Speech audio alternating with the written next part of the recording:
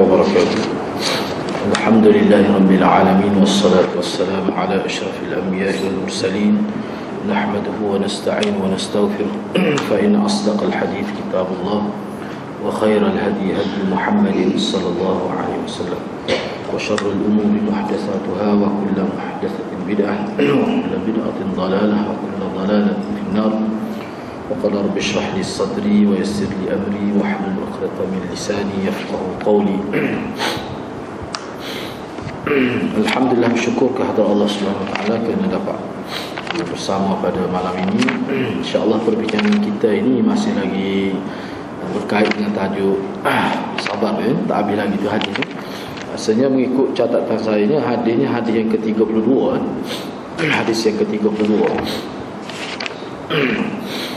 Wa an Abi Hurairah radhiyallahu anhu anna Rasulullah sallallahu alaihi wasallam qala yaqulu Allah ta'ala ma li 'abdil mu'min indi jazaa'un idza qabadtu safiyyah min ahli ad-dunya thumma ihtasabahu illa al-jannah, rawahu al-Bukhari. Diriwayatkan daripada Abi Hurairah radhiyallahu anhu bahawa Rasulullah sallallahu alaihi wasallam telah bersabda, Allah Subhanahu wa taala berfirman, tidaklah mali 'abdi, mana tidak berlaku kepada mana-mana hamba-Ku yang beriman apabila aku ambil nyawa orang yang paling disayanginya dari kalangan penduduk dunia ini, kemudian ia mengharapkan pahala atau mengharapkan redha Allah, melainkan dia akan mendapat balasan syurga. Mana-mana hamba yang beriman dia akan dapat balasan dari sisi Allah. Maksudnya indi itu mana dari sisiku, maknanya dari sisi Allah. Mana kalau dia berlaku ihtisab, ini dalam hadis ini sebut safiyah, seseorang yang bila dia kematian orang yang disayangi. Dalam bahasa Arab kalau ma'illah ni kita boleh terima pastilah.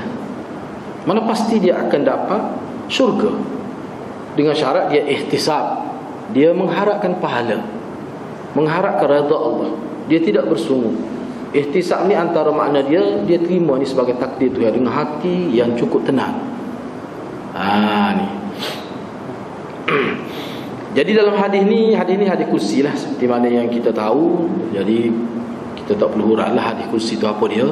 Kita sedia maklum lah hadis kursi tu apa maksud hadis kursi tu. Jadi dalam hadis ni beberapa perkara yang perlu kita faham. Yang pertama, apa makna safiyah? Safiyun, tu dhamir lah. Safiyun. Sebab kalau dalam syarah ni dia ada hurai, dia ada beri ta'rif. Safi sini safi, tasydid pada ya itu, dengan erti mana orang yang paling disayangi, orang yang dipilih, yang dianggap terbaik, orang yang paling disayangi. Boleh jadi anak, boleh jadi adik-beradik kandung, boleh jadi bapa saudara, boleh jadi ayah, boleh jadi ibu, boleh jadi kawan rapat, boleh jadi siapa saja, asalkan dia ada hubungan, dia ada perasaan terhadap orang itu, saya, kasih dan sebagainya. Boleh jadi tok guru dia, oleh kerana guru dia banyak memberi jasa pada segi ilmu dengan masa yang begitu lama, sehingga dia jadi kasih kepada guru dia sampai ke peringkat dia anggap sebagai safi. Ni mana dia akan terasa bila berpisah. Inilah maksudnya safi. Tidak semesti dia ada keturunan qarabah, darah, tak semesti safi. Kalau anak tu ialah jelah orang lain, boleh setengah orang tu dia sayang kepada sekawan dia, sayang kepada tok guru dia, kerana dia terasa macam kalau berlaku, kalau matilah, kehilangan dia terasa. Itu maksud safi. Tapi sini ulama kata ada pertalian qarabah itu lebih kuat lagi, ikatan itu, perasaan itu. Misalnya anak, ibu dia ke, Anak tu anak yang ketika kecil itu. Kalau bahasa Kelantan pun anak tengah jadi menen. 3 tahun, 4 tahun, 5 tahun tu. Jadi bagi orang yang tidak pernah kehilangan, tidak pernah berlaku kematian anak, boleh jadi payah juga dia nak berasa tu. Tapi kalau bagi orang yang ada pengalaman kematian anak, kematian orang yang dia sayang lah, dia boleh rasa lah benda ni.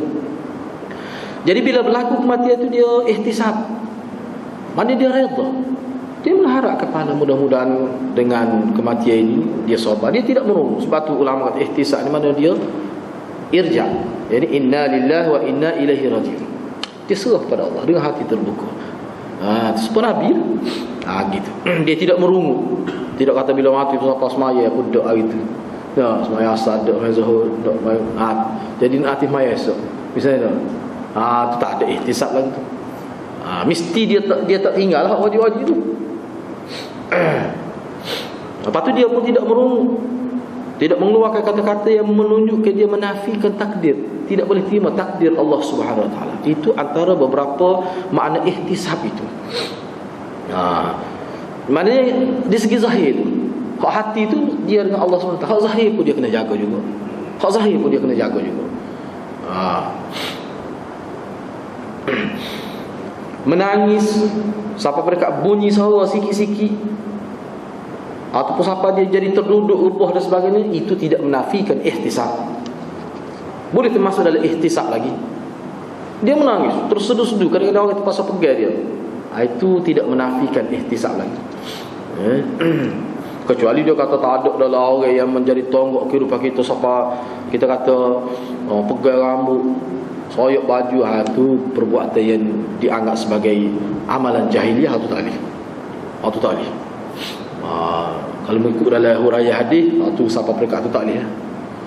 Siapa jadi jahiliah puncung, rambut, koyok baju dan sebagainya, itu tak boleh. Kau siapa tahu tu tak boleh. Jadi hadis ni, dalam hadis ni ada beberapa perkara yang kita boleh faham. Yang pertama, hadis ini Nabi nak mengisyaratkan, nak memahamkan kita bahawa sabar itu dia mempunyai kelebihan yang sangat besar, sehingga seseorang itu nampak zahirnya kerugian, rumah terbakar, anak meninggal dan sebagainya, yang bersifat kehilangan. Boleh jadi hilang harta, boleh jadi hilang anak, hilang lah. Tetapi hakikatnya kalau dengan sabar, seperti mana yang kita sebut dah, sabar tu mana as-sabru fi sadamatil ula itu, ketika mula-mula berlaku insiden itu, masa tu kita boleh tahan perasaan marah, perasaan kecewa yang membuak-buak, kita kata pada waktu tu. Kalau ada tu, dia jadi kekurangan, yang nampak zahirnya kekurangan itu, dia berjaya jadi suatu kelebihan pula. Itu maksudnya. Itu mana satu kelebihan, kisah sabar boleh syurga.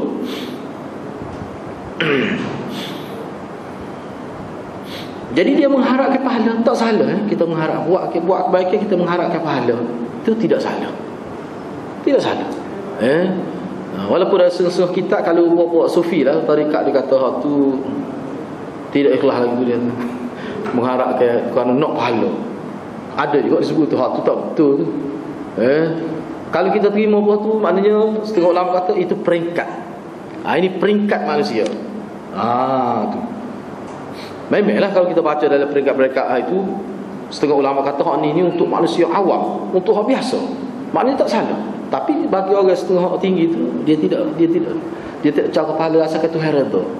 Yalah, kita boleh sebut lagi tu. Tetapi hakikatnya umum manusia. Ni tahap umum manusia. Jadi untuk orang-orang yang khawas tu boleh jadilah. Tetapi untuk kita persembahkan kepada masyarakat, ni Nabi persembahkan kepada masyarakat umum. Mengikut ulama-ulama hadis lah. Mana boleh, tak ada masalah tu. Tidak salah pengajaran kita mengharapkan pahala. Walaupun setengah ulama kata dia makna ihtisab ni lebih lagi, tapi itu makna yang diterima umum oleh ulama. Ihtisab tu makna gitu. Seperti yang disyarahkan di sini, wa anna Allah azza wa jalla yujazi al-insana idza ihtasaba yujazihi al-jannah. Sesungguhnya Allah Subhanahu wa taala dia akan memberi ganjaran pahala kepada manusia bila manusia itu mengharapkan. Bila manusia mengharapkan, rajaklah sini. Dia mengharapnya. Sebab apa? Dari segi yang tersiratnya, bila seorang itu kematian, berlaku kebakaran, dia aksiden ke, pada waktu tu dia boleh fokus. Dia boleh fokus Allah, hatu ni, tu kelebihan, situ kelebihan, dia boleh fokus. Dia boleh fokus. Sebab itulah pada kita, pada tubuh kita, dalam hadis yang lain disebut, kita tidak boleh ada sesuatu yang boleh menghilangkan fokus itu. Misalnya kita pakai kayu bakar ke, kita pakai azimat ke, cincin yang kita pakai ada maksud untuk menghindarkan bahaya ke, dibimbangi bila berlaku, dia teringat fokus kita kepada benda tu dulu. Itu bahaya. Itu tak boleh. Jangan ada pada tubuh kita atau berdekatan dengan kita sesuatu yang boleh menyebabkan tumpuan kita tu maknanya tidak terus kepada Allah Subhanahu Wa Taala. Dia boleh jadi syirik, boleh pergi ke situ. Itu maksudnya. Yang itu bing hanya lah, yang itu bing. Kalau nak pakai cincin, nak pakai gapo pun sekadar perhiasan, jangan lebih daripada itu. Dibimbangi lama, ketika nazak tu ingat kau tu, ketika aksiden tu mati dalam keadaan begitu. Itu bahaya. Itu bahaya. Yang kedua, hadis ini menjadi bukti, menjadi dalil tentang kelebihan murahnya Allah, pemurahnya Allah, luasnya kurniaan Allah Subhanahu Wa Taala kepada hamba-hambanya. Walaupun semuanya miliknya, semua ni milik Allah Subhanahu Wa Taala. Dia kurniakan kepada kita, dia rezekikan kepada kita anak. Anak apa dia beri pada kita, cuma melalui proses biasa. Kemudian dia ambil, mana dia ambil hak dia, supaya kita bagi pinjam, kita ambil balik. Tapi proses itu Allah beri pahala kepada kita bila berlaku proses itu. Ini ayatnya fadlullah wa karamullah, kelebihan Allah dan pemurahnya Allah Subhanahu Wa Taala. Itu je Allah nak supaya tu. Sebab tu kalau dalam falsafah Islam, apa-apa pun Allah nak supaya dia ni pemurah, dia ni cakna kepada hamba dia, nak supaya gitu ya. Nak supaya apa-apa yang berlaku, Allah berlaku. Itu maknanya Allahus Samad. Segala yang kita tumpu serah pada Allah berlaku. Hatu ya Allah ni. Kita buat hatu ya, dia akan beri syurga pada kita. Itu pemurahnya Allah. Setahu tu, mana manusia boleh buat begitu? Tak ni. Manusia tidak boleh buat. Allah saja boleh buat.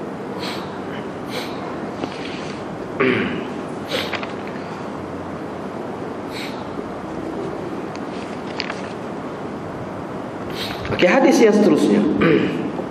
Hadis yang seterusnya, wa an Aisyah radhiyallahu anha anna sa'alat Rasulullah sallallahu alaihi wasallam 'an at-ta'un fa akhbaraha annahu kana 'adzaban yab'athuhu Allah ta'ala 'ala man yasha' فجعله الله تعالى رحمة للعالمين رحمة للمؤمنين فليس من عبد يقع في الطاعون فيمكث في بلده صابرا محتسبا يعلم أنه لا يصيبه إلا ما كتب الله له إلا كان له مثل أجر الشهيد رواه البخاري.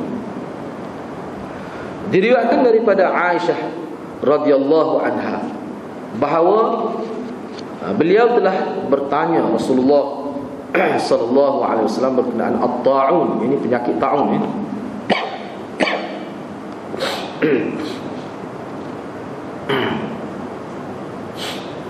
Lalu Nabi menceritakan kepada Aisyah bahawa ta'un itu dia adalah merupakan satu azab yang Allah hantar kepada sesiapa ataupun yang Allah kenakan kepada sesiapa yang ia kehendaki. Jadi ta'un itu merupakan azaban, satu azab.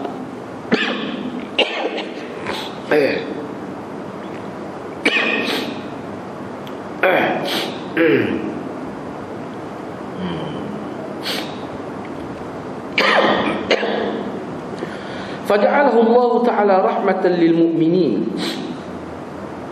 Dan Allah menjadikan ta'un itu sebagai rahmat pada orang-orang yang beriman. Maka tidak ada mana-mana hamba yang terkena penyakit ta'un, maka dia dia tetap kedudukan dia di tempat dia, di negeri itu, makna di tempat dia kena ta'un itu, dalam keadaan sabar dan mengharapkan redha Allah, mengharapkan pahala Allah. Dalam keadaan dia juga menyadari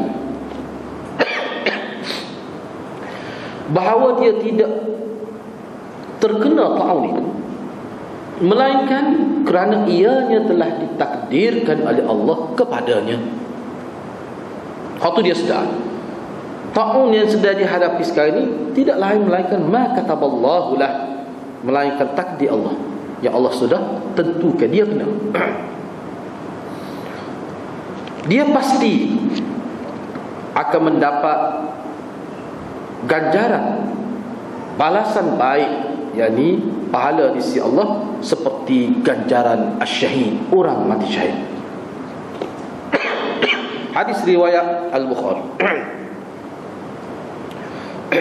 Jadi hadis ni pun, riwayat Aisyah ni pun, Nabi SAW nak memperjelaskan kepada kita lah, berkenaan dengan bala ataupun apa sahaja musibah yang kena kepada kita, kita boleh tukar dia menjadi kebaikan yang lebih hebat daripada dunia ni lagi, yakni hari akhirat. Dapat pahala syahid, maknanya syurga lah maksudnya. Boleh pahala mati syahid, maknanya syurga lah, itu maksudnya. Walaupun disebut di sini ta'un, ini salah satu contoh, kerana ta'un ini berlaku di zaman Nabi, berlaku. Kerana ta'un ini antara penyakit yang membawa maut.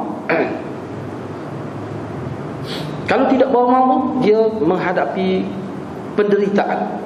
Ini penyakit ini, dan ini dianggap sebagai wabak yang berjangkit dan sebagainya.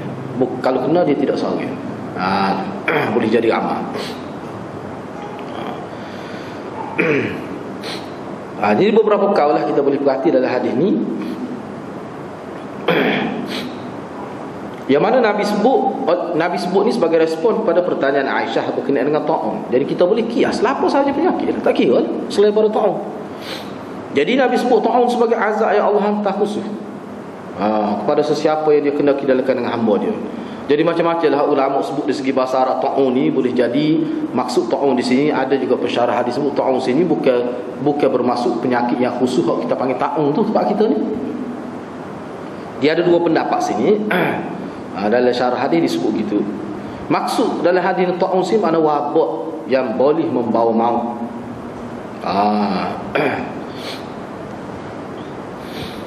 Ada juga ulama berpendapat setiap wabak lah yang bersifat umum. Bila kena tu dia kena merangkumi jumlah yang ramai. Dan biasanya bila kena ni kesan dia boleh membawa, mana bahayalah, bukan kata sakit-sakit dia, maknanya ramai yang mati. Mana sampai peringkat itu, mana kesan dia. Ada juga ulama sebut maknanya dia ni wabak tertentu yang khusus, mana ta'un lah. Ada juga, ada kata tak asalkan wabak.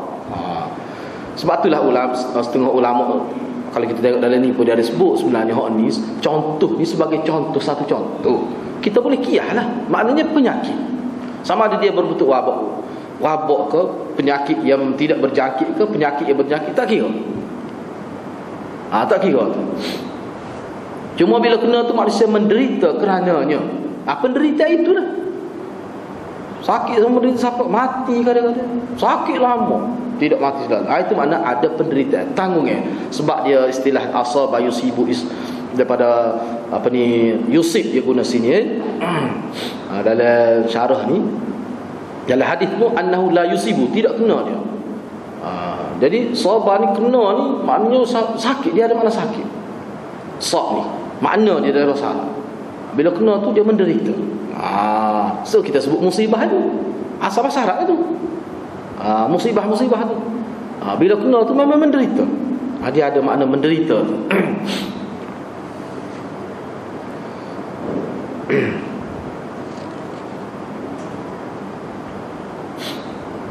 Dalam hadis ni mula-mula Nabi sebut sebagai azab.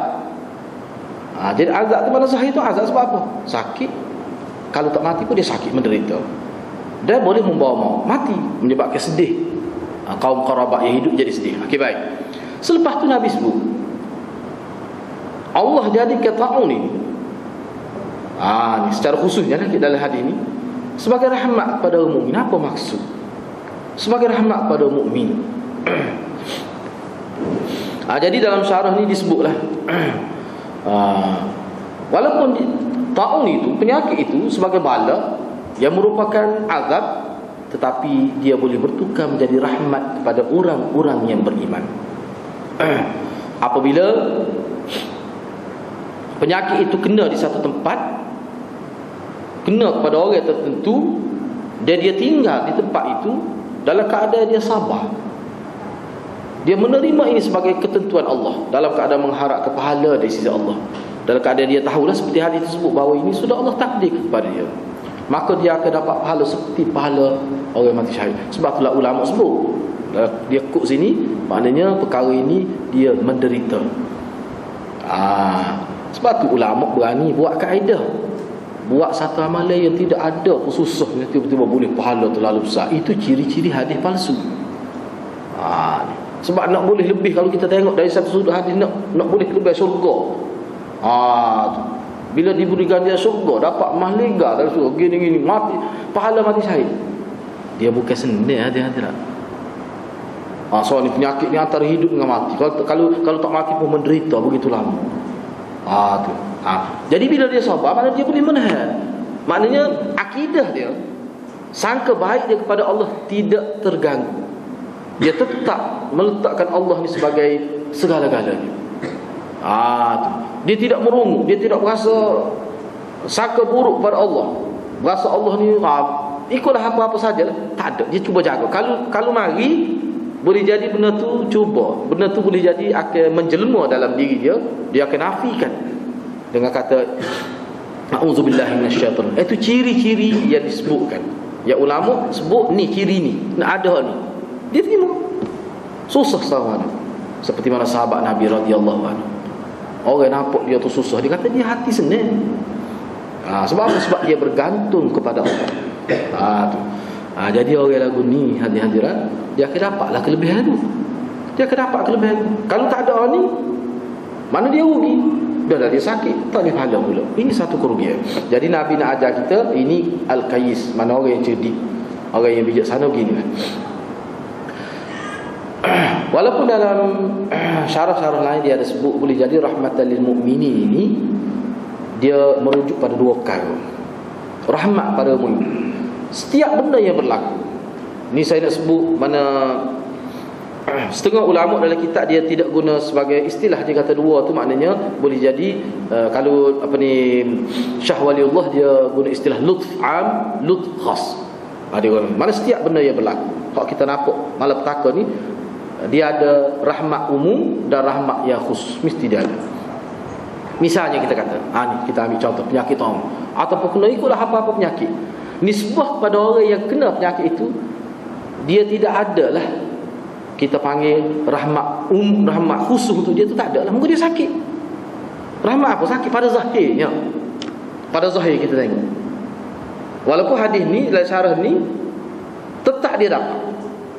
Apa? Dengan sebab sabar, dia dapat juga. Tapi kalau kita tengok pada dulu tu sakit, yang sakit tak boleh kecil misalnya, azab tak boleh kecil ni, ataupun kaki dia buruk kecil manis sampai kena kerak, memang tidak ada lah kira zahirnya rahmat secara khusus pada dia, memang tidak ada. Tetapi rahmat pada orang lain ada.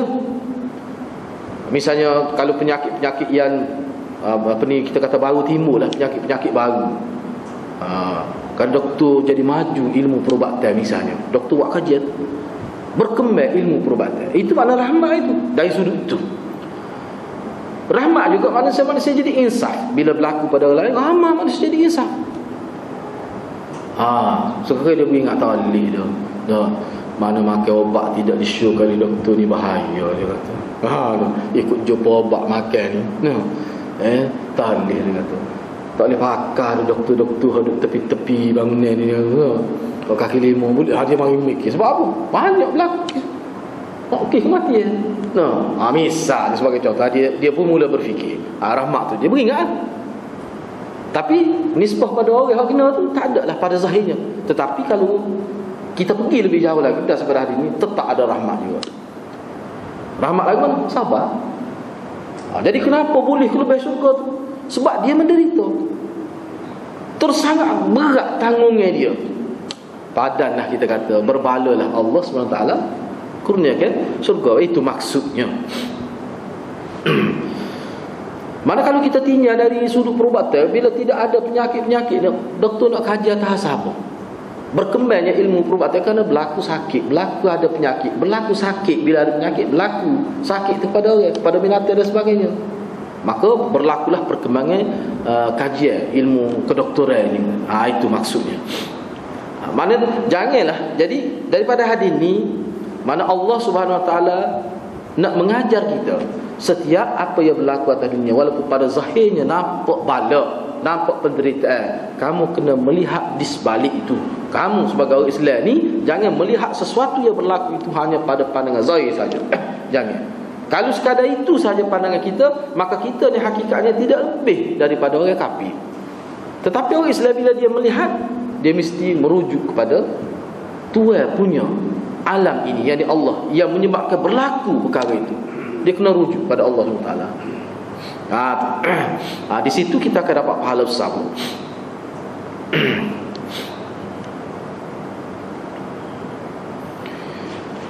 Itu perkara yang ketiga. Dan hadis ni Nabi kata, Nabi kaitkan orang yang kena penyakit ta'un, maka dia tidak lari pergi keluar. Dia duduk di tempat dia dalam keadaan sabar dan mengharap pahala. Hak ni mana kita kena lihat dari sudut lain pula. Dari sudut ilmu perubatan. Ni maknanya kalau penyakit tu berjangkit, memang kita tidak dibenarkan keluar. Jadi kalau kerajaan buat, mana kuarantin lah, kita ada kuarantin kan, tidak dibenarkan duduk sini. Sebab apa? Takut penyakit tu merebak keluar, lebih luas lagi. Jadi Nabi sebut, Nabi ambil kira dah ni. Sebab apa yang Nabi sebut ni, walaupun Nabi ni tak ada orang kata Nabi memang doktor pakar, tak ada orang kata. Tapi apa yang Nabi sebut tu kita kena kaji. Sebab apa? Wa ma yantiqu anil hawa in huwa illa wahyu. Nabi sebut dia kena penyakit ta'un, lepas tu dia duduk, tak tubik keluar, tidak pergi ke tempat lain. Ini sebab tu setengah ulama kata ta'un ni jenis penyakit ke? Boleh. Kalau baiklah kalau kita kata penyakit itu tidak berjangkit, maknanya dia kira berobat tempat dia. Kalau berobat tempat lain pun supaya sama je, kerana yang menyembuhkan ni bukan doktor, bukan obat. Dia tak gitu. Boleh juga. Seorang ulama kata Nabi sebut ni bukan semata-mata sebut gitu saja, tidak. Tetapi maknanya seseorang itu menyedari bahawa bila dia kena sakit, dia tidak mahu orang lain kena sakit. Sebab kalau dia keluar daripada tempat dia kena, misalnya kampung dia tu bila menyebabkan penyakit itu berjangkit. Engkau sekarang ni banyak penyakit yang berjangkit. Itu maksudnya. Makna kesedaran itu. Di samping dia kena, dia sabar, makna dia ada isyarat tak sewi orang kena. Makna dia kena mendengarlah nasihat doktor. Dan dia di sini dia tidak boleh ada kepentingan dia. Jadi banyak perkara pula ulama syarah dalam bab tu, fayam kusufi baladihi itu, sabiran muhtasiban itu. Gitu. Jadi di sini kalau kita nak urus dari segi masyarakat, jangan ada kepentingan diri. Jangan kita ya. Tak boleh gitu. Tu. Jadi maknanya dalam kisah ni saja ni untuk boleh pahala tu banyak. Dasar pada niat tak tubik tu kenapa? Niat dia tidak keluar bila nasib takut merebak. Situ boleh pahala pula. Tu. Sebab ulama kata bila kita niat baik tu banyak, maka pahala pun banyak. Itu kaedah mengikut ulama. Satu benda nak kita buat tapi niat kita tu banyak. Misalnya kita pergi, contoh kita mari masjid kerana nak sembahyang Jumaat. Lepas tu ke boleh lagi kerana nak mengajar. Lepas tu boleh mana kita nak bermasyarakat. Banyaklah benda kita niat kita. Lepas tu dengan maksud bila kita mari nak supaya orang tengok tu jadi tertarik nak mari masjid. Itu maksud dakwah lah. Dakwah dia panggil bilhal. Niat dia tu banyak. Ulama kata dia akan dapat pahala lebih pada orang lain. Itu dalam kitab disebut gitu. Dah sepada niat kita. Jadi kalau kita niat mari kerana sembahyang semata, mana pahala kita tidak sebanyak orang mari niat ngajar lagi, niat nak itikaf. Banyak dia niat atas satu amalan dia. Itu disebut oleh ulama. Jadi nak ayatnya perkasanya niat itu, hebatnya niat itu.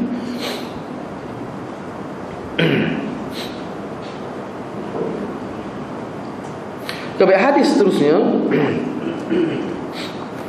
Jadi kata boleh seperti pahala orang syahid itu pahala.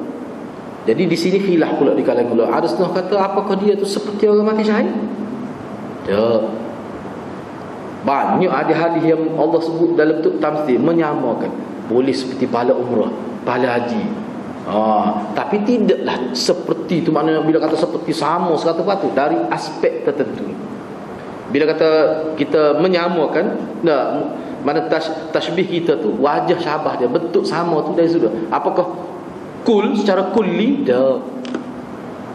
Tapi hukum mana pahala syahid? Besar pahala syahid. Apakah maknanya dia boleh seperti orang mati syahid? Tak, pahala. Ini sebab tu setengah ulama kata nak ayatnya besar. Nak ayatnya besar. Sebab kira-kiranya orang mati syahid yang paling besarnya. Tu ada juga ulama sebut gitu. Tapi kena fahamlah kaedah dalam agama kita, hadis-hadis seperti ini dia kita terikat dengan amalan lain. Kena ingat tu. Misalnya kita kena ni takut silap faham gini, anak kita mati kecil, confirm syurga kita maya pun lebih kurang. Muka dalam hadis ke sebut kan. Kalau orang tu mati, anak ketika anak kecil, anak tu tak boleh masuk syurga kecuali ayah dia ngamuk dia masuk kali dengan dia. Ayah dia pun sedap. Jadi lesen besar pula. Dia pun maya lebih kurang gitu lah. Tak langsung nak pakai wajib. Tak ada ulama kata faham gitu memang salah. Hadis seumpama sebuah lagu ni ayatnya potensi amalan. Sebab tu ulama sebut. Ni ayatnya fadilatus sabar, kelebihan sabar tu. Setinggi itulah sabar. Bila berlaku kematian, berlaku ditimpa malapetaka sabar, siapa boleh? Ayat besar sabar tu. Bukan ayatnya confirm masuk surga dah. Tidak sebenarnya. Jangan silap misalnya sini kita ada hadis ni. Seseorang yang bila kematian, orang yang dia sayangi, Allah ambil patu dia sabar, ihtisab, maka dia masuk surga. Apakah secara mutlak gitu? Tak kait dengan amalan lain? Tak. Tapi nak ayatnya ni lah sabar tu dalam situasi tu melayakkan dia masuk surga. Tapi dia kena jaga. Sebab dalam hadis lain ada sebut kalau dia jaga amalan fardu dia jaga molek dari segi kualiti amalan dia, memang dia masuk surga semua. Maklum dia berada di atas landas yang sudah betul, landas siratul mustaqim. Begitu maksudnya. Kena sebut molek aja. Kalau kita kecek dengan kapal kena sebut molek. Pengalaman saya sendiri pergi ke kampung-kampung lah, memang ada yang tanya. Orang kata memang tentu tak tentu. Tentu dia nak tentu. Orang kampung ni nak tentu masuk surga tu. Lepas tu lagu mana dia mayat beda. Dia apa pening? Tu dia tanya tu. Kita kena berjelas dia. Sebab hal ni bukan nak sebut dia tu confirm masuk surga, sehingga kalau dia tak buat amalan ni tetap masuk surga. Tidak begitu maksud istimbah hadis ni. Tidak begitu. Ni sebut dalam keadaan seorang itu sudah baik dah.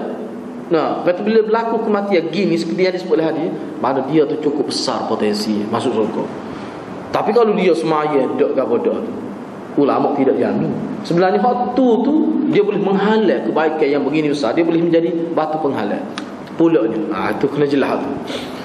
Baik, hadis yang seterusnya. Hadis yang ke-34. Wa an Anas radhiyallahu anhu qala sami'tu Rasulullah sallallahu alaihi wasallam yaqul inna Allah azza wa jalla qala idza ibtuliyat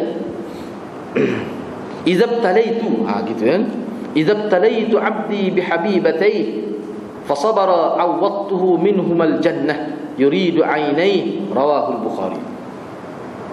Diriwayatkan daripada Anas radhiyallahu anhu, kata beliau, saya telah dengar Rasulullah sallallahu alaihi wasallam bersabda, sesungguhnya Allah azza wa jalla telah berfirman, apabila aku menguji mana-mana hamba-Ku dengan kehilangan kedua belah mata, maknanya dia jadi buta lah kedua belah mata dia. Habibatayhi di sini maksudnya mata, kedua belah mata dia. Lalu dia sabar. Lalu dia sabar. Bila hilang jadi buta, saya tidak buta. Ramai ulama buta. Ulama bila usia tua buta, ramai juga buta. Lalu dia sabar. Allah kata awwadtuhu minhumal jannata, aku tukarkan kepada dia dengan dua mata dia yang buta tu, aku tarik nikmat itu dengan syurga. Dengan sebab dia buta, dengan sebab buta dan dia sabar, maka Allah tukarkan. Cuba tengok, buta mata tapi sabar, Dengan sebab sabar boleh syurga. Jadi nak boleh syurga ni dia tidak mudah hanya. Ingat buta ni sedap ke? Teruk buta ni sebenarnya. Hilang. Sebanyak mana nikmat tu hilang. Dengan sebab buta. Kita ni tak tahu kalau kita kejar. Sebentar tak dapat apa-apa. Apa pun kita tak dapat. Cuba fikir lagu mana kita nak meneruskan hidup kita. Cuba tengok orang buta tu. Guna tongkat dan sebagainya. Jadi benda tu. Tapi dalam keadaan sabar sini. Sebab itulah setengah ulama kata sabar ni maknanya bila berlaku satu ingat pada Allah. Zikir tu sebenarnya sabar tu. Ingat pada Allah. Langsung ingat. Sabar ingat pada Allah. Ingat pada Allah. Ingat Tuhan. Mana dalam keadaan yang begitu menekan, mati anak, rumah terbakar, ingat pada Allah. Patutlah Allah beri kelebihan dapat syurga. Jadi nampak sangat sini. Sebab itulah ulama kata ni sabar aku. Apa sifat-sifat lain yang mudah semua tu merujuk pada ingat kepada Allah belaka. Agama ni adalah zikrullah. Begitu maksudnya. So ingat Tuhan. Sebab itulah Nabi tekan sangat jangan ada pada tubuh kita sesuatu yang menyebabkan kita tak ingat Tuhan bila berlaku malapetaka pada diri kita. Kena buat tu. Jangan buat. Sebab kita pakai dia tidak mengganggu kita. Bila berlaku accident tak ada orang tengok kerja dia, dia beli boleh ya mai dia. Tak misalnya. Tapi kalau dia pakai benda tu tak letak peng azimat tu bahayalah. Bahaya dia. Cincin kau. Kena ingat. Tujuannya supaya ingat pada Allah SWT. Jadi hadis ni juga Nabi SAW melalui hadis kursi ni Allah berfirman nak memperingatkan kita sabar itu. Siapa begitu kelebihan sabar.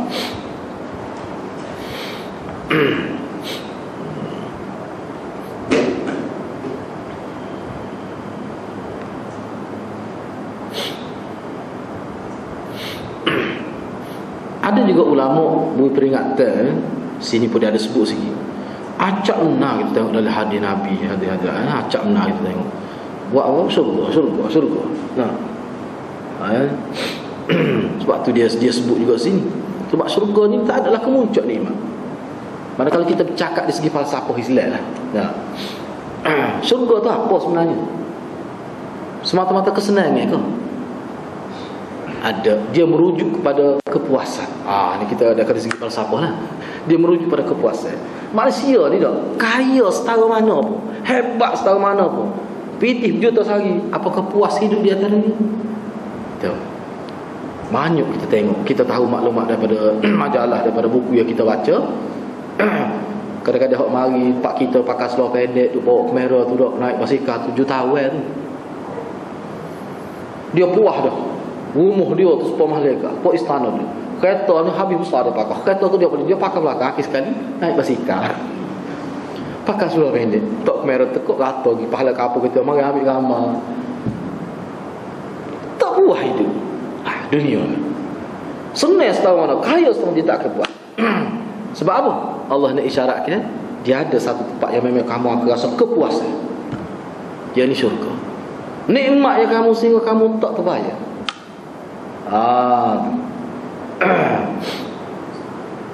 Sempurna nikmat itu. Salah satu nikmatnya ke dia? Salah satu nikmat syurga. Memori atas dunia dia ada. Tu sedap tu. Kita teringat atas dunia. Tu ya. Kita tak sebut lah bidadari, sebut lah tu biarlah tu. Dia teringat. Allah kekalkan memori kita. Bila kita teringat, dia teringat. Tu suka tu. Lepas tu bila tengok Allah suka, orang buat jahat kita tu, Allah tahu kita nampak, kita tengok dia ni jahat. Kata apa aku mesti legat ni. Aku nak balas tak boleh. Aku masuk JK dia. Itu juga satu nikmat. Dulu aku tak boleh nak balas sebab dia ada kuasa macam-macam. Kita puas pun. Kita tak pandai dengan muka tu. Satu kepuasan, kita teringat. Dan bila kita berjumpa dalam syurga, ni kita kenal, kita tengok jadi benda tu memori tu. Satu nikmat tu, nikmat. Sebab tu sebut syurga tu. Sebab syurga ni dalam bahasa Arab makna kebun. Dia boleh makna kebun. Kebun ni tempat paling suka. Kalau masuk dalam kebun buah, lebat, kelawar apa tak ada orang suka. Suka. Tu ulama sebut. Itu segi falsafah. Begitu juga Neraka ni, neraka ni untuk hukum manusia. Kadang-kadang hukum atas dunia ni tak ada. Hukum sebenar, hukum sebenar tak ada. Dia kena semua. Atas dunia ni manusia boleh lepas daripada hukum kalau dia tu ada kuasa dan sebagainya. Itu maknanya hakikatnya Allah nak sebut pada kita.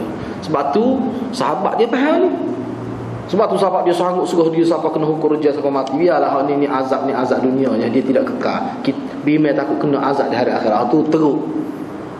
Tak tahu berapa ribu kali ganda dengan azab seksaan yang kita hadapi. Itu. Jadi benda-benda gitu orang Islam bila dia faham, dia jadi sebuah sahabat. Dia jadi sebuah sahabat cara hidup dia. Dia berani menghadapi kesalahan. Dia berani. Tu. Sebenarnya kalau ngaji molek dia akan mari bila melekat molek dia. Inilah jiwa ni lah orang panggil jiwa Islami. Kadang-kadang orang ngaji agama pun tak lihat tu. Ini dia using tak tu kali hidup dia. Umat Islam yang kena molek ajaran faham molek dia tak ada using. Tak ada using. Susah, tak ada using dia. Sebab dia ingat Tuhan. Inilah dia kata ingat Tuhan, itulah obat segala jenis obat tu. Dia jadi obat. Ingat kepada Allah, dia jadi obat untuk manusia. Tu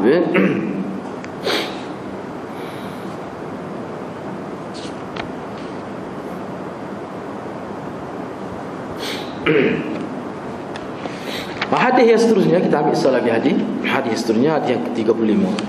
Wa an Atha ibn Abi Rabah qala li Ibnu Abbas radhiyallahu anhuma ala urika imra'atan min ahli al-jannah faqultu bala qala hadhihi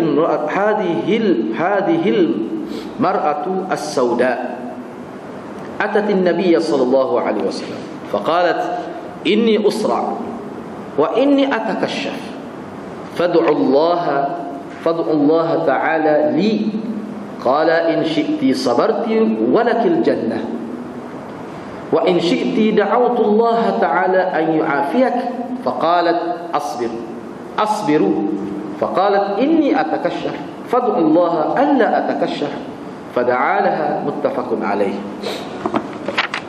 Diriwayatkan daripada Atha bin Abi Rabah, kata beliau, Ibnu Abbas telah berkata kepada saya, Ibnu Abbas telah sebut pada saya, radhiyallahu anhuma. Maka Ibnu Abbas ni Abdullah dan Abbas saya ini sahabat, kedua-dua sahabat, radhiyallahu anhuma. Kata Ibnu Abbas kepada Atha bin Abi Rabah. Atha ni anak murid Abdullah. Sebab Atha ni ngaji dengan dia. Kata dia kata Abbas Abdullah kata pada saya. Abdullah siapa dia? Anak Abbas. Jadi Abdullah tu maknanya sepupu Nabi. Abdullah tu. Mahukah? Saya terjemah gitu, anda terjemah. Mahukah aku tunjukkan kepada engkau seorang perempuan dari kalangan ahli syurga? Nak tahu kah? Seorang perempuan dia dijamin syurga oleh Rasulullah sallallahu alaihi wasallam. Nak tahu? Nak tengok? Kata Atha, saya pun jawab, bala ya, saya mahu tengok, saya mahu lihat. Naklah. Kalau bahasa mulut mereka, naklah. Lalu Ibnu Abbas kata, hadhihi al-mar'atu sauda. Ni seorang perempuan yang berkulit hitam. Ini seorang perempuan yang berkulit hitam. Yang mana dia telah datang kepada Nabi sallallahu alaihi wasallam. Lalu dia mohon, dia cerita kepada Nabi, inni usra, saya ni kena penyakit sar. Sar ni dia satu penyakit yang kena, dia macam sawai lah, ataupun setengah ulama kata dia panggil gila babi. Dia bila kena dia tak khabar, boih mulut, boleh jadi terdedah aurat dan sebagainya. Tu sebab gila babi dia macam gelepar. Mana dia tak boleh kontrol dah hidup dia, tak boleh. Ada setengah ulama kata sawai, setengah kata gila babi, tapi penyakit gitu dah. Dan saya biasa ada pengalaman tengok orang memang sedih. Dia kena tu kan, memang teruk lah, memang boleh nampak orang telanjang lah. Dia tak nak kontrol. Dahsyatnya gila babi. Nama pun belak dah. Dah lah gila babi pula. Penyakit tu. Dia kata gitu. Wa inni atakasyaf, saya bila kena penyakit tu jadi terdedah aurat saya. Jadi terdedah aurat, saya tak boleh nak kontrol. Gitu. Lalu dia minta dengan Nabi, doalah fad'ullah ta'ala li, doalah untuk saya kepada Allah. Ini kita tidak nak bahas dari segi tawassul. Tunggu Nabi hidup lagi ni, mana dia minta Nabi berdoa.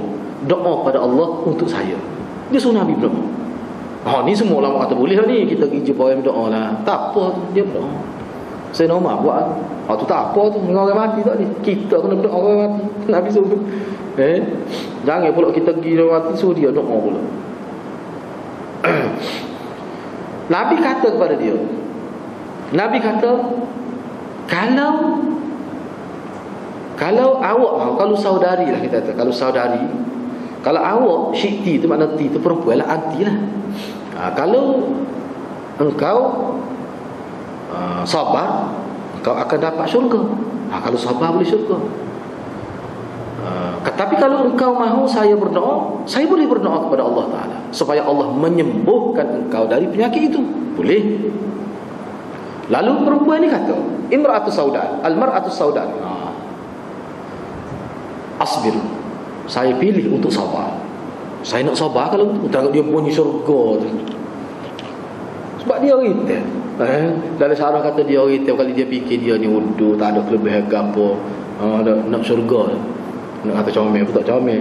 Sebab biasanya dalam hadis kalau sebut mar'atus sauda ini, perempuan ni tak comel lah biasanya. Dalam syarah-syarah sebut perempuan hitam tapi ada juga hitam tu comel, ada juga. Tapi biasa kalau sebut dalam hadis ni mar'atus sauda ni mana perempuan yang tidak cantik lah, dan dia pun kulit wanita. Umumnya gitu dalam syarah sebut. Jadi kata saya nak sabar. Lalu perempuan ni kata lagi kepada Nabi, tetapi saya ni sabar tak apalah waktu sakit, tapi saya ni tak tahan malunya, jadi terbuka aurat tu. Ini atakasyaf, terbuka aurat itu. Doalah kepada saya supaya tidak terbuka aurat. Bila kena penyakit tu, tidak siapa jadi nampak aurat tu. Jadi hak kena penyakit tak apa saya sabar apa? Nak dia pada syurga. Dia nampak syurga. Lalu Nabi doa kepada dia. Lepas tu kira-kira ni nak doa Nabi, gitulah maksud ulama kata, walaupun Nabi tersebut ringkasnya. Lalu Nabi doa, maknanya makbul doa Nabi tu. Jadi maknanya dia sabar. Maknanya perempuan ni walaupun kita kata al-mar'atus sauda, perempuan hitam, hak tidak ada, hak tak comel, tak ada kelebihan dari sudut comel, tapi dengan sebab sabar boleh jadi orang putih pun tak boleh masuk surga, tapi dia boleh. Orang comel boleh tak, sebab masuk surga ni bukan key body, bukan key comel dah. Dia tak sabitkan nak masuk surga tu. Sebab tu dalam setengah kita agak keras sikit, dia kata kita tidak ditaklifkan jadi putih, tak ada sangat abuk jadi telgam. Tak sedut cocok lah dia jadi putih, tak dosa jadi hitam pun. Bahkan tak masuk surga buki putih tu. Mukallaf kita ni bukan dari sudut warna kulit, tidak.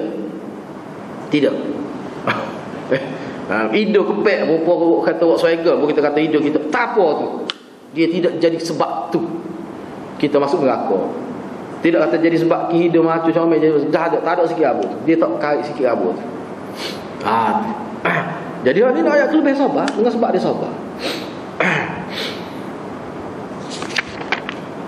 Cuma ulama bahan, apakah begitu?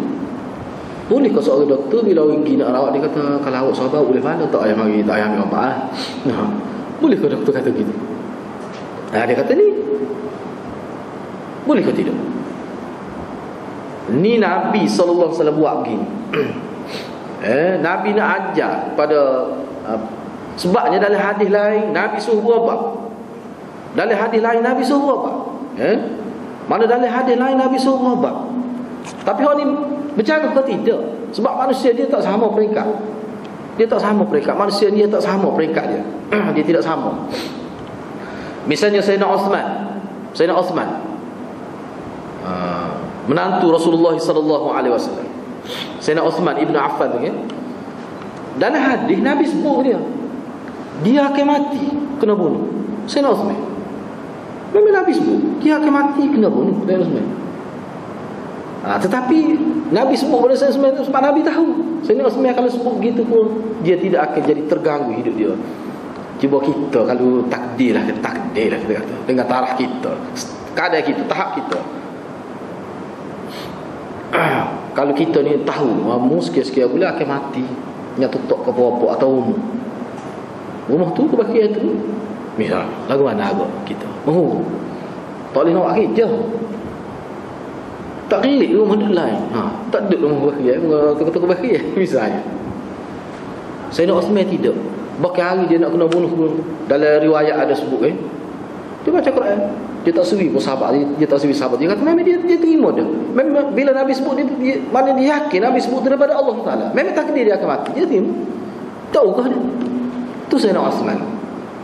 Jadi kita kena ingat bila Nabi sebut ni, Nabi sebut gini ni untuk perempuan tu, boleh jadi Nabi tahulah perempuan tu dia tahap lain. Jadi kita tak boleh guna benda ni untuk semua orang. Tak boleh, ulama kata rosak lagu tu. Kita kena pakai hak sunnatullah. Sakit kena berubat. Sebab dalam hadis lain Nabi suruh berubat. Nabi suruh sahabat dia berubat. Kita kena faham tu. Kalau doktor pakai hak ni, parah ni. Pak cik nak ubat. Pak cik ada dua pilihan. Cara doktor lah kecil. Nak berubat pun boleh, tapi kuranglah sikit pahala. Kalau pak cik sahabat, biar nyetok pun tak apa cik. Pahala sah. Pilih nak mana? Lagu mana aku? Kalau orang sakitnya tapas lah di doktor. Yo, kamu ni doktor. No. Cuba doktor buat gitu. Misalnya tak lihat. Dia kena ikut biasa. Hak benda-benda gini ni bukan sama, adalah. Tapi kuku mana ni, mana perempuan ni dia sanggup. Jadi Nabi pun tidak sebut gini sama. Nabi suruh apa? Hak umumnya Nabi suruh apa? Tak usaha berubat dalam keadaan sabar, berubat itu ikhtiar berubat. Kita berubat, rawat bila sakit, dia tidak menafikan sabar. Tidak.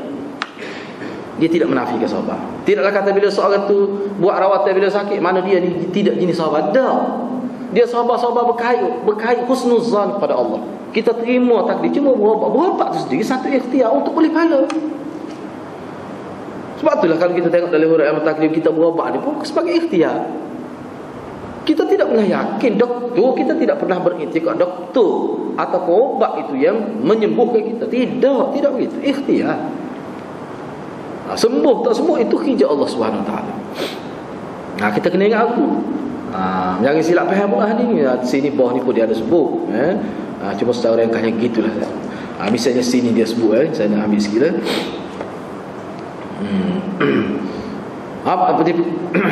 Beberapa perkara lah. Jadi dalam hadis ni dah beberapa hadis kalau kita baca ni dalam kitab banyak lagi sebut hadis. Misalnya Ibn Abbas ni dia sebut, ataupun asalnya pada Nabi lah. Nabi lah sebut ni. Sebenarnya Nabi sebut ni. Nabi sebut ni.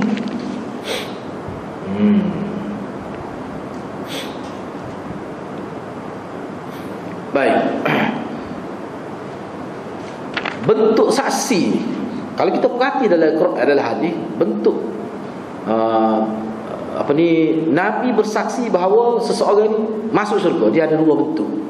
Bentuk yang pertama, maknanya Nabi bersaksi, Nabi sebut seseorang itu boleh masuk syurga bila dia ada sifat-sifat tertentu. Ini dia panggil nashhadu, dalam itu dia panggil nashhadu lahum bil jannah bi awsafihim. Ini umum, boleh berlaku untuk kita. Sesiapa yang ada sifat-sifat ni, dia boleh masuk syurga. Dia akan masuk syurga. Pasti dia masuk syurga. Tidak ada lain balasan melainkan syurga. Itu dia panggil Nabi bersaksi seseorang itu boleh masuk syurga dengan bila dia ada sifat-sifat. Ada juga jenis lagu tu dalam nas. Ada setengah tu Nabi sebut terang. Dia atas nama ta'yin. Sebut dia, nama dia. Seperti sahabat Nabi kan. 10 orang asyarah mubasyarah bil jannah. Memang sebut nama. Dalam satu hadis. Dah banyak lagi hadis-hadis lain yang mana Nabi sebut. Misalnya Muawiyah itu confirm masuk syurga dah sebenarnya. Tu sebut tu kan. Hak tu kita tak dapat tu. Sayyidina Abu Bakar masuk syurga dalam satu hadis. Talha, Abdullah ibn Zubair, Jami masuk syurga. Tu sebut. Tu dia panggil sebut Nabi menyaksikan, Nabi bersaksi, Nabi sebut dengan terang bahawa orang ni masuk syurga. Ada juga jenis lagu tu kita tak dapat tu. Ada nas agama Nabi sebut sifat. Siapa dia ada sifat ni, maka dia masuk syurga, boleh masuk syurga. Tu sifatnya. Sini dia sebut kan. Misalnya fakullu mu'minin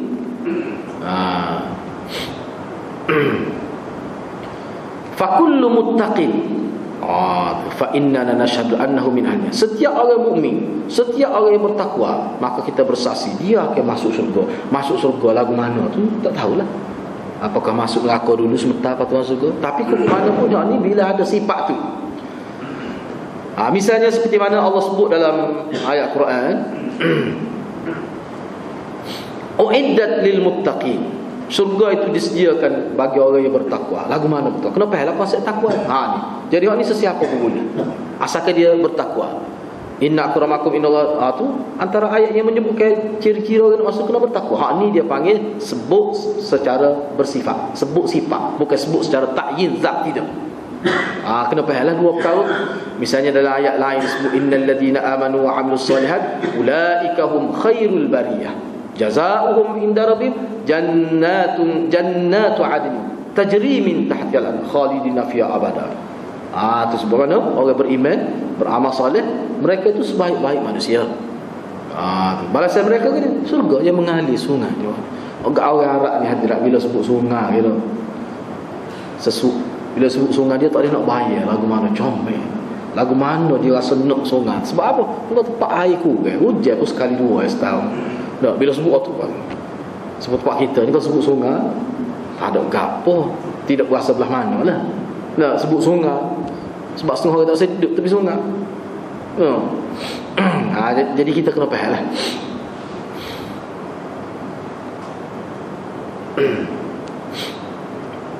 Jadi sini dia mari banyak lah contoh-contoh hadis yang Nabi sebut gitu.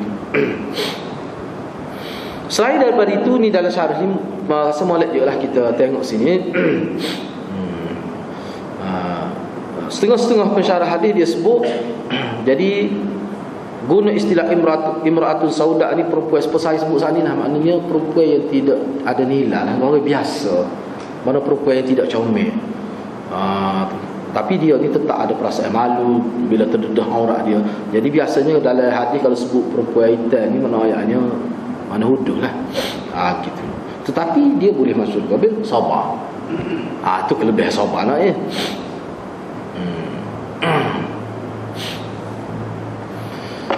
Gitulah beberapa hadis yang kita boleh bincang pada malam ni. Cuma dari segi bahasa Arabnya, masalah penyakit sar itu dia ada buat sini beberapa contoh tutupannya lah. Cuma secara ringkasnya gitu. Sar ni boleh dengan arti suatu penyakit yang berkait dengan saraf. Sar'un bisababin tasannujil a'sab. Satu mana sar dalam bahasa Arab, dia kena penyakit sar itu. Dia saya terima sama ada sawan ataupun gila babi. Dari segi huraian dalam bahasa Arabnya dia kata sar ini bisabab tasannujil a'sab. Mana penyakit yang dengan sebab berlaku kekejangan urat saraf. Sawai lah. Gitu gitu maksudnya. Boleh juga dari segi bahasa Arab, boleh juga bisabab syayatin wal jin, dengan sebab gangguan syaitan. Boleh juga. Mana syaitan masuk ke tubuh dia, itu boleh jadi macam-macam. Lah dia bawa jadi pola macam-macam. Tu di luar kawal dia pun tak khabar. Boleh juga sar'un di maknanya.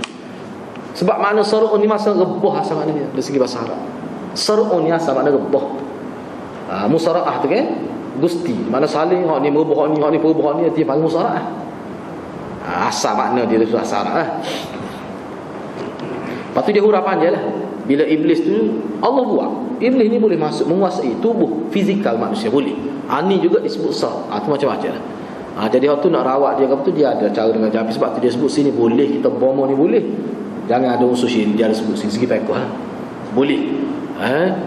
Bahkan kalau tak ada arus sangat, tak ada pilihan. Tak ada pilihan. Boleh kita bomo dengan orang kafir. Orang kafir tak cah ke misalnya. Boleh. Sami boleh. Tapi kena jaga lah, kena kaunseling dulu lah. Maknanya gini semata-mata nak berubat seperti kita berubat dengan orang Cina dia sayang ke, doktor Cina ni tentu dia tak macam 9 tak ada alat tuhan apa, dia sahaja fizikal gitu ya, dia ni sahaja sains, semata-mata sains boleh. Tapi kena jaga hati, jangan berasa hebat. Itu ulama sebut dalam kitab. Tetapi itu pilihan terakhir. Kalau tak ada pilihan, boleh. Maknanya selagi dia terbuka, bukan kata tertutup tu, tidak. Sebab tu kita tak salah buka sangat tu. Tak salah buka sangat. Kena tengok orang. Sebab saya pernah, saya ada pengalaman tu ya. Bila tanya Tok Guru mana, dia kata boleh. Untuk orang-orang kita tengoklah. Jadi kita boleh siap lah. Alhamdulillah. Ya kawan ni beratus ribu habis. Orang dia tahu dia mari jumpa saya. Dia habis di Singapura saya RM80,000. Sorry tu orang RM80,000. Bila dia kena penyakit jadi keluar daripada liang roma dia, keluar darah macam peluh merah seluruh tu. Beratus ribu dah dia jutawan lah. Tak ada lagi Mekah pun kena. Akhir sekali ada orang cerita kepada dia lah, ada Sami bisa itu hebat lah segi ilmu ni, ilmu hitam lah kira bomoh lah kita kata. Lagu mana ustaz? Jadi saya kata boleh tu berdasar pada background dia. Kita tengok latar belakang dia, boleh. Cuma saya faham dia mari naik atas rumah yang gini, maknanya dia ni pensyarah. Kena ingat gini. Kena ingat, jangan saya hebat. Dia pergi seminggu lebih. Lepas tu seminggu lebih dia rawat, tapi dia duduk sana 2 minggu. Dia mari, lepas tu mari jumpa saya tu sembuh, segar sihat dia, nak pergi buat umrah dan sebagainya. Tu dia kata kalau ustaz nak belajar dengan Sami tu, saya nak support 100%, siapa pandai. Saya kata biar Sami tu ialah. Tu nak ayat tu boleh sekat, tapi jangan buka luah lah. Kena ingat jangan kita tutup terus, tak boleh juga sebab ulama pun dia tengok keadaan. Tu gitu. Sebab sini pun dia sebut boleh. Hak ni, hak gangguan syaitan ni memang dia kena cari orang yang reti tentang ilmu ni. Hak bomoh lah dalam istilah kita bomoh ni. Kena cari. Jangan kita tolak tu. Tapi kalau hak tadi sorok tu hak dalam bentuk fizikal, ni kita cari doktor lah. Gitu maksudnya. Rasa setakat itulah. Wabillahi taufiq. Wassalamualaikum warahmatullahi wabarakatuh. Jadinya kelas kita ni kira cuti